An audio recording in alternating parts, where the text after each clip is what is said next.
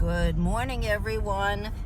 I hope you're having a nice day today, and I know I am. I had a nice night last night, that's for sure. We had our usual spaghetti and meatballs because it was Monday, and it was very good, and had a salad. We watched Saturday Night Live last night, which was good. And what else did we watch? Oh, St. Denis, which I don't know for the life of me why I call it this, but every time we're ready to watch it, I call it St. Regis. I don't know. But it was pretty good too. So it was a nice night. And I worked out already this morning, so that was good. And I'm going to have a great day. I hope you are too. Well, I am going to read to you some more of Jane Austen's Sense and Sensibility. We are now up to chapter 5. So let's see how that goes.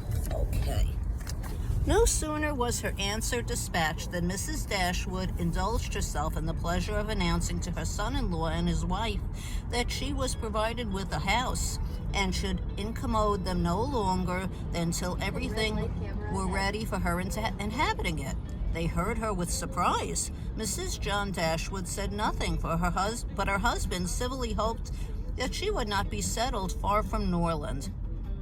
She had great satisfaction in replying that she was going into Devonshire. Edward turned hastily towards her on hearing this, and in a voice of surprise and concern, which required no explanation to her, repeated, "Devonshire? Are you indeed going there? So far from hence, and to what part of it?" She explained the situation. It was within 4 miles northward of Exeter. "It is but a cottage," she continued, "but I hope to see many of my friends in it. A room or two can easily be added, and if my friends find no difficulty in traveling so far to see me, I am sure I will find none in accommodating them." She concluded with a very kind invitation to Mr. and Mrs. John Dashwood to visit her at Barton, and to Edward she gave one with still greater affection.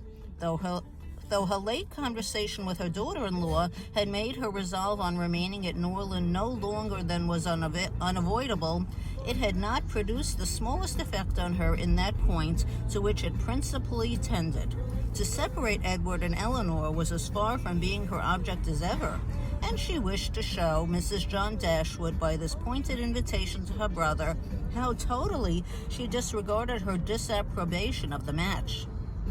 Mr. John Dashwood told his mother again and again how exceedingly sorry he was that she had taken a house at such a distance from Norland as to prevent his being of any service to her in removing her furniture.